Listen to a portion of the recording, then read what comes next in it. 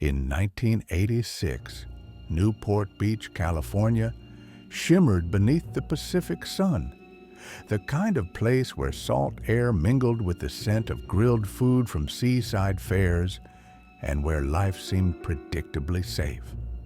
That year, a 39-year-old man named Tom Hawks stood at a local chili cook-off with his two teenage sons. He wasn't the loudest or the flashiest man there.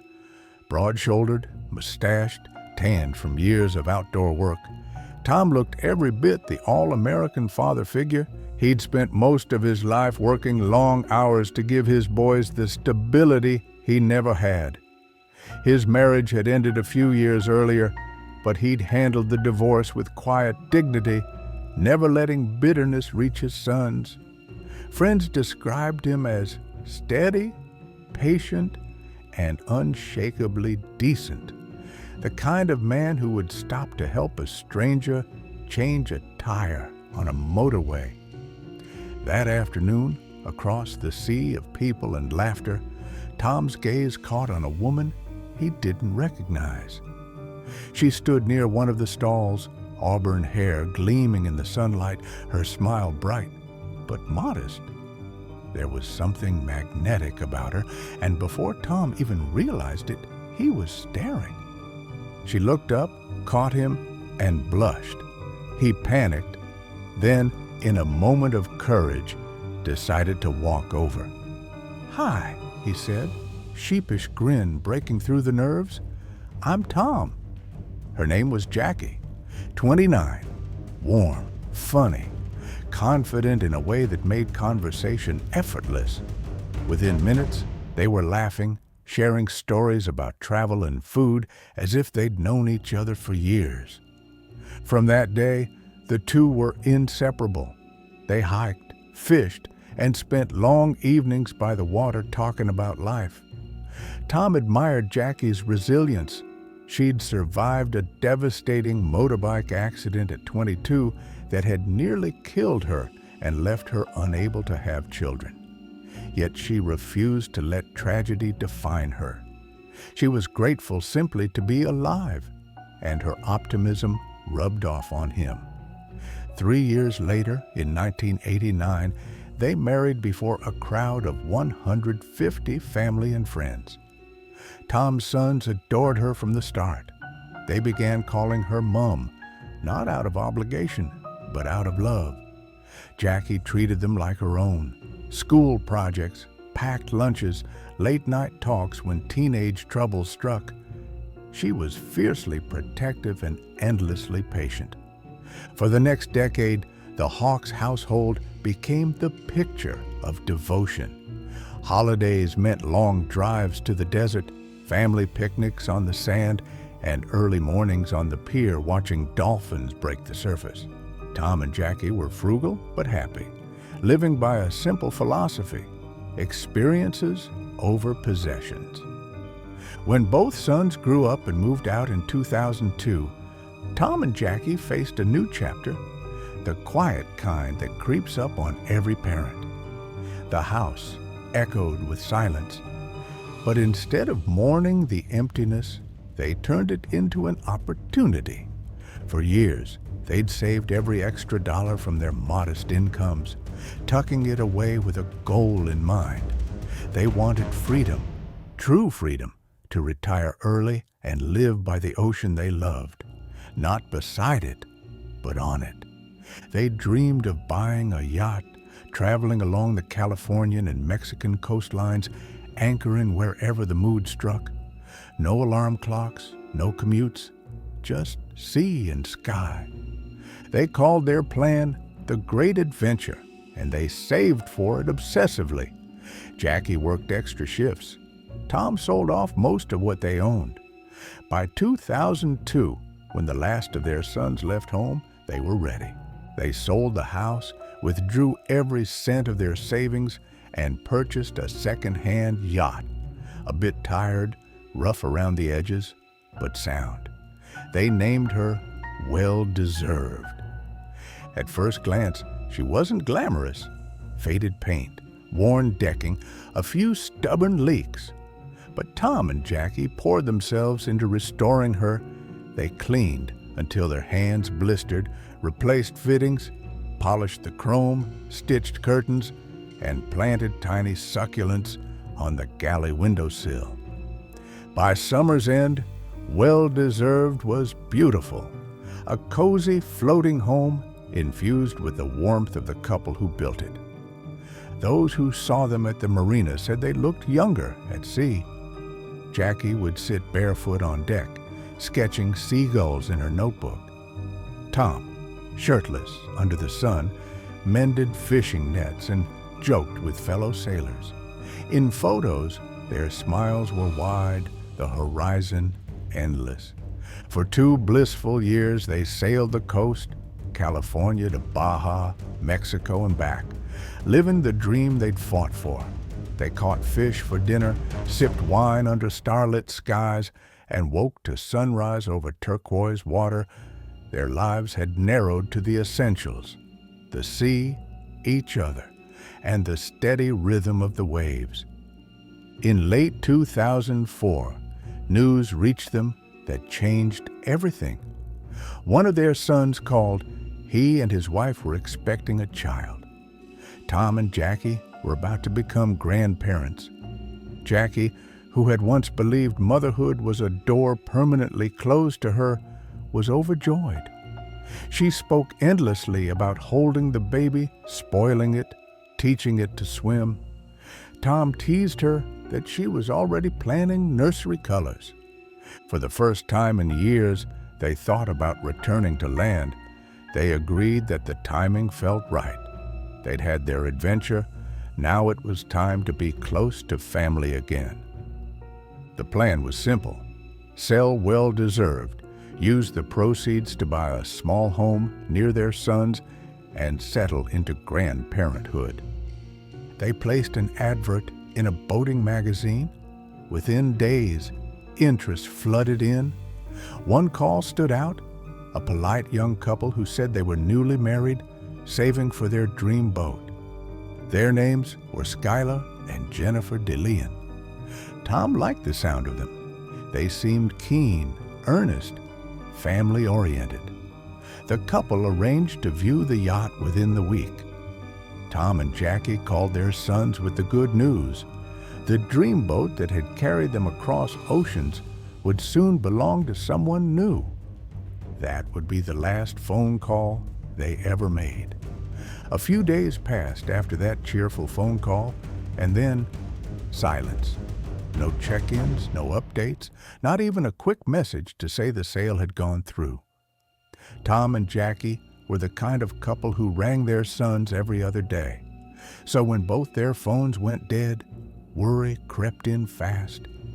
Tom's brother Jim Hawks, a retired police chief, felt that same unease clawing at him.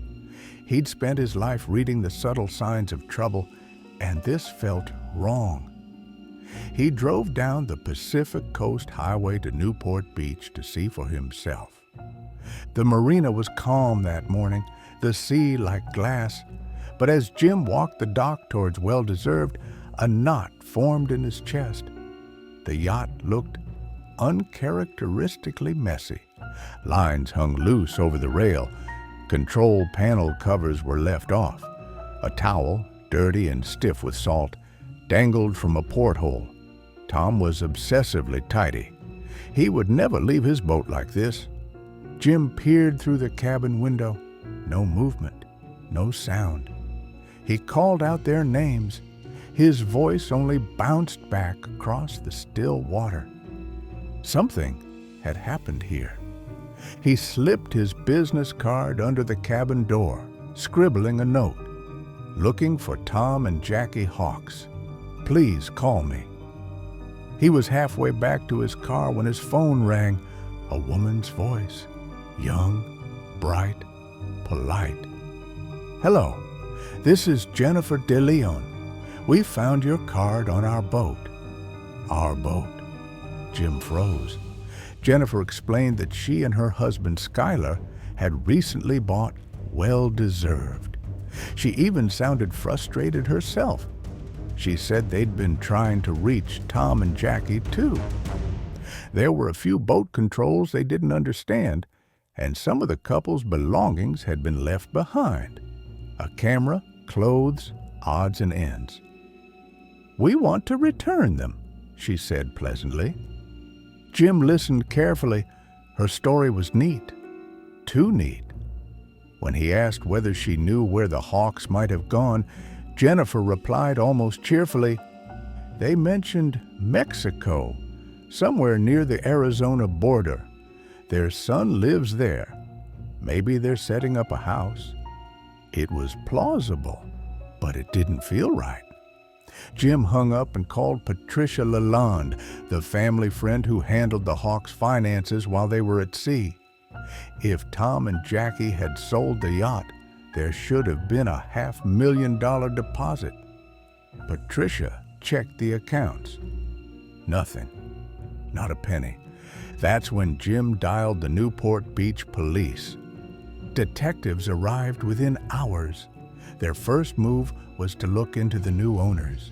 Skylar DeLeon, 25, looked respectable, clean-cut, polite. But a quick background check revealed the truth. He was a convicted armed robber who'd once served time for holding up a man at gunpoint. Alarm bells rang. Investigators headed to the dock, photographing the yacht and the surrounding pier. One detective swore he saw what looked like a bloody handprint on the cabin wall. It was enough for a search warrant. By sundown, officers were combing through well-deserved from bow to stern. No blood, no bodies, no trace of Tom or Jackie. The supposed handprint was just rust. Still, detectives had a gut feeling. The DeLeons knew more than they were saying. They brought Skylar in for questioning. He sat relaxed, almost charming, folding his hands neatly on the table. He told them everything they expected to hear. How he'd seen the advert in a fishing magazine, met the Hawks for a test sail, loved the boat, and agreed to buy it in cash. He claimed that on the day of the sale, he and Jennifer met Tom and Jackie at the marina car park. A notary was present, along with one of his friends as a witness. He said he handed over a suitcase full of cash, watched them sign the papers, then saw the couple drive away in their SUV. It was the perfect story. Too perfect. When asked how a young ex-convict could afford a $500,000 yacht, Skylar smiled and shrugged. "I was a child actor," he said. "I worked on Power Rangers, made good money, saved it." The detectives exchanged looks. They knew something wasn't right, but before they could challenge him, Skylar leaned forward and said quietly, "Actually, that's not true." He paused for dramatic effect. The money was stolen. He explained, almost proudly, that he'd robbed a drug dealer years earlier, hidden the cash, and now wanted to launder it by buying the yacht with dirty money and reselling it for clean profit. It was a bizarre confession, but it fit his pattern. Clever enough to impress himself, reckless enough to incriminate him. The detectives, stunned, decided to hold off charging him. If he was telling the truth, maybe he'd slip and reveal something about the Hawks. For now, Skylar walked free. But their suspicion deepened. When police interviewed Jennifer DeLeon, she smiled sweetly and parroted her husband's story almost word for word. Her calmness unsettled them. When they asked about the couple's missing personal items found on the boat, Jennifer waved it off. Just things they forgot. The detectives felt they were circling something dark, but they couldn't see the outline yet. Days later, the case hit local news. Newport Beach couple missing after selling yacht. Public appeals went out, showing photos of Tom and Jackie, their SUV, and well-deserved. And then a break. A phone call came from Mexico. A man said, "The Hawks car is parked right outside my house." Within hours, Mexican and American authorities surrounded the address. They expected to find Tom and Jackie inside. Instead, a confused stranger opened the door. He claimed the SUV belonged to his friend, Skylar DeLeon. That was the turning point. Police realized Skylar had lied about everything: the sale, the drive to Mexico, the clean getaway. He hadn't watched Tom and Jackie leave in their car. He had their car. Detectives arrested him on the spot for money laundering. When they searched his and Jennifer's home, they found the Hawks' belongings: clothes, documents, a laptop, and a video camera that clearly wasn't theirs. Even then, Skylar smiled for the cameras as he was led away. Jennifer went on local talk shows insisting on his innocence. "We just want to find Tom and Jackie, too," she told one interviewer, her voice syrup-sweet. But no one believed her. Investigators are now focused on unraveling the couple's timeline. Who else was involved? What really happened on that yacht? They called in everyone connected to the supposed sale: the notary who'd witnessed it, and the friend who'd been there as backup. The notary, Kathleen Harris, was middle-aged, professional, and respected. She sat in the interview room, confident at first, repeating Skylar's story. But as detectives pressed her, hour after hour, her calm cracked. Finally, she whispered, "I never met them. I never saw Tom or Jackie Hawks." She'd been paid cash to backdate documents that were already signed. With that single confession, Skylar's whole narrative fell apart. Detectives then turned to the friend, a nervous young man named Alonzo Machane. When they asked about the day of the sale, he repeated the same script: cash, signatures, SUV, goodbye. Then one detective slid a paper across the table. It was Kathleen's statement. "We know you're lying, Alonzo," he said quietly. Alonzo's shoulders slumped. His voice broke. "It wasn't a sale," he muttered. "It was something else." The room went still. He began to talk. And what he described next would horrify even veteran investigators. When Alonzo Machane finally spoke, detectives leaned in. His hands trembled, his voice cracked, and the story that spilled out sounded like something no sane person could invent. He said Skylar DeLeon had approached him weeks earlier, spinning a wild tale. Skylar claimed he was a contract killer, a sort of assassin, he'd said, but one who only targeted bad people. Now he had a new job: eliminate a retired couple who had it coming. If Alonzo helped, he'd make $1 million. Alonzo had been a jail guard once. He'd met Skylar behind bars years before and believed his swagger. He was young, broke, and desperate to prove himself. He agreed. On the morning of the 15th of November, 2004, the trap was set. Skylar arrived at the Newport Beach Marina with Alonzo and another recruit, a tattooed ex-gang member named John F. Kennedy. Kennedy was there for muscle. Between the three of them, there was only one plan: get Tom and Jackie out to sea, take control of the yacht, and make sure they never came back. But things didn't start smoothly.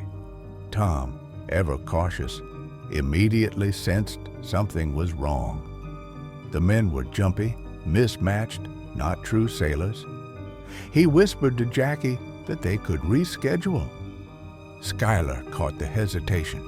Without missing a beat, he stepped aside and called his wife. Minutes later, Jennifer DeLeon pulled into the marina car park with their baby girl in her arms. The effect was instant. Jackie's tension melted the moment she saw the child. She cooed over the baby, asked her name, and chatted warmly with Jennifer. If these people were dangerous, she thought, surely they wouldn't bring a baby. Tom saw the shift and reluctantly agreed to take them out for a sea trial. Jennifer smiled, waved them off, and drove away, knowing exactly what was about to happen. Out on the open water, the Pacific stretched calm and endless. Well-Deserved glided smoothly across it, white foam curling from her bow. Tom piloted from the helm while the three men watched in silence. The only sound was the steady pulse of the engine and the hiss of surf. After an hour, Schuyler suggested they check something below deck, a minor engine vibration. Tom hesitated, then followed him down into the cramped cabin. Moments later, the quiet was shattered. A thud, a muffled shout, the scrape of furniture against metal. Upstairs, Jackie froze. Before she could react, Alonzo lunged, grabbing her wrists and forcing her to the floor. Cold metal cuffs snapped around her hands. She screamed her husband's name, but her voice was drowned out by the scuffle below. Schuyler and Kennedy emerged moments later, panting. Tom wasn't with them. They dragged Jackie down into the bedroom. Tom lay on the bed, bound, bruised, but alive, his eyes locked on hers. "It's going to be all right," he whispered through the tape on his mouth. "Whatever happens, we'll be together." Schuyler ignored her pleas. "Tape their eyes," he ordered. Then he turned and climbed the steps to the helm, steering the yacht toward deeper water. The Pacific swallowed them whole. No land, no other boats, just endless horizon. Down below, the air was stifling. Jackie's pulse thudded in her ears. She could hear the chain clattering as one of the men dragged it across the floor, the anchor chain. When the boat finally stopped, Schuyler called out, "Bring them up!" Kennedy yanked Tom and Jackie to their feet. They stumbled onto the deck, blinking into the sun. The wind was sharp, the water beneath impossibly blue. Schuyler laid out a stack of documents, the sale papers for the yacht and access forms for their bank accounts. "Sign them," he said flatly. Bound and terrified, they obeyed. Jackie, ever deliberate, left the S off her surname, a silent SOS only investigators would later notice. Once the papers were signed, Schuyler nodded to Alonzo. "Get the anchor." The sound of the metal link scraping along the deck was deafening. Tom tried to fight. He kicked hard, catching Schuyler in the chest. For a moment, hope flared. Then Kennedy slammed him down. The couple were forced to sit back to back, handcuffs linking them together. Schuyler fastened the end of the heavy chain to their restraints. Then, with a grim smile, he heaved the anchor overboard. It fell with a splash, and the chain followed, screaming across the rail like an iron serpent. Within seconds, it snapped tight, wrenching Tom and Jackie toward the edge. Jackie's head struck the hull with a crack. The anchor pulled. They went over together. The ocean closed above them, sealing their fate in silence. When Alonzo reached this part of his story, his voice broke completely. He said Schuyler whooped like a child, cheering as if he'd just won a game. Kennedy laughed. The water smoothed out, and within minutes there was nothing. No bubbles, no trace of the couple who'd once lived for that sea. Schuyler turned the yacht around and headed for shore. On the way back, he phoned Jennifer multiple times. "It's done," he said. She asked no questions, just told him where to dock. That night, Skylar and Jennifer sat at home eating takeaway. The baby slept peacefully in the next room. On the counter lay the Hawks suitcase, the forged sale documents, and their car keys. Over the following days, Skylar forged transfers to move funds from the Hawks accounts. He drove their SUV to Mexico and handed it off to a contact, hoping to throw police off the trail. Then he and Jennifer took the Hawks video camera and recorded themselves at Thanksgiving, smiling, laughing, playing with their daughter. The same camera had captured Jackie's farewell tour of the boat only days earlier. They'd recorded their joy over their first grandchild, their plans for the future. Now, their memories were literally being taped over. When detectives recovered that camera from the De Leon's home, hardened officers had to leave the room. Watching the tape felt like staring into two timelines colliding, life and death recorded on the same reel. Investigators charged the group. Alonzo cooperated, detailing every step. His testimony painted Jennifer as more than complicit. It had been her idea from the start. The baby was bait, her presence the illusion of innocence. In court, Skylar sat expressionless, often smirking as witnesses spoke. Jennifer wept publicly, telling anyone who'd listen that her husband was being framed. But the evidence was overwhelming: fingerprints, handwriting, stolen property, and the confession of their own accomplice. When the verdict came, the courtroom fell silent. Alonzo McChain received 20 years, spared a heavier sentence for telling the truth. Jennifer De Leon was given life without parole. John F. Kennedy and Skylar De Leon were sentenced to death.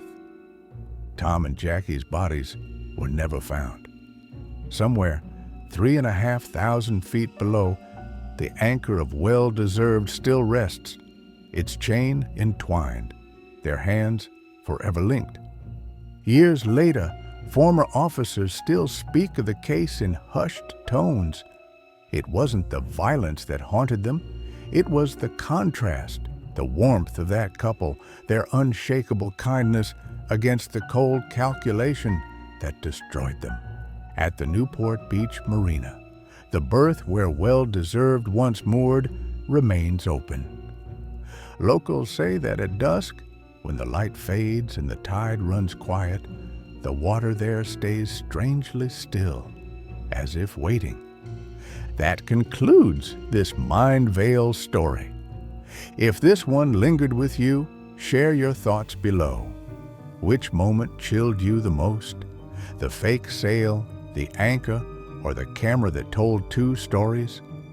Subscribe for more journeys into the strange and the true.